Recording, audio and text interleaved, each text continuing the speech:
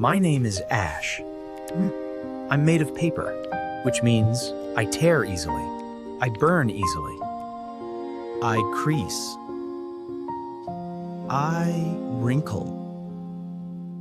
I don't always return to my original shape. But I still hold words.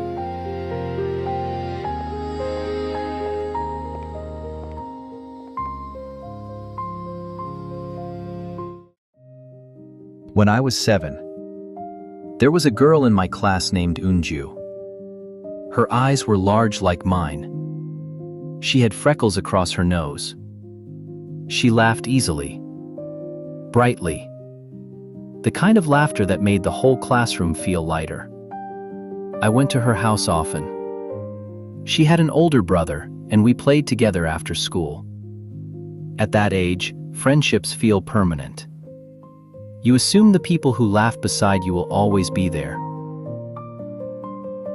But one year our classes changed, and slowly we stopped seeing each other. Then one day my mother told me something. Eun-ju's parents had died in a car accident. She and her older brother had suddenly become orphans.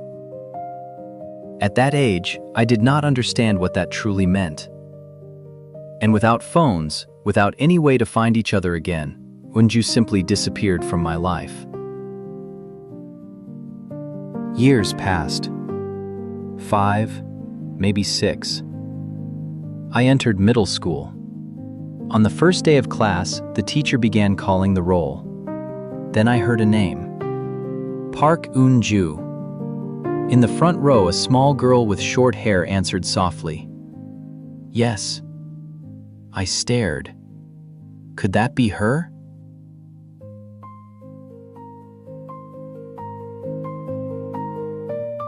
The girl looked nothing like the Eun-ju I remembered.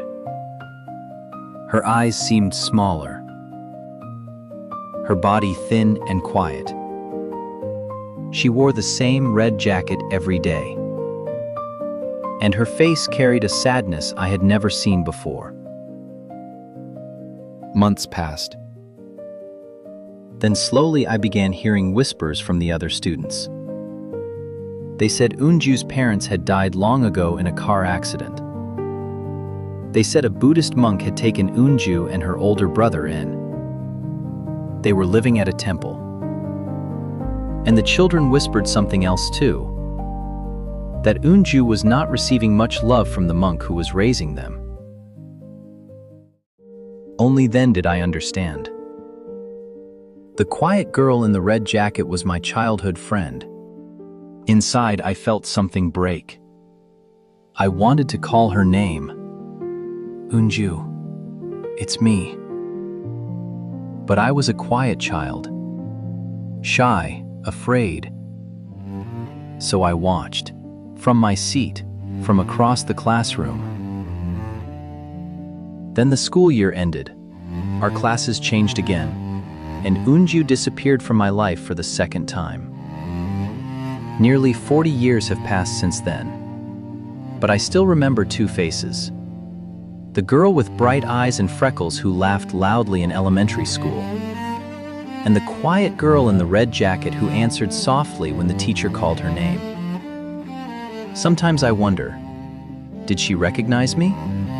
And if she did she wonder why I never said hello? There is a story in the Bible about a wounded man lying on the road. A priest walked by. He saw the man and passed to the other side.